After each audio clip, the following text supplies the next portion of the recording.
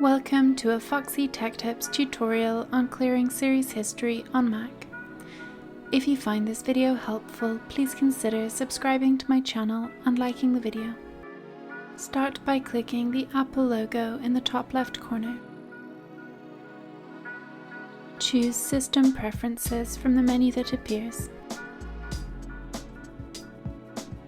In System Preferences, choose Siri.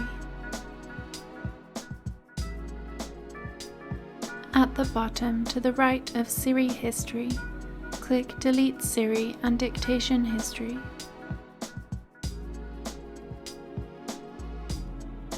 Click Delete on the pop-up and then click Done.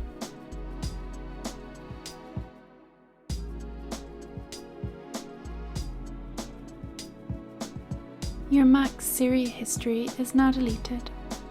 And that draws an end to this tutorial. Please like the video if you found it helpful and subscribe to Foxy Tech Tips for more Mac tips and tricks.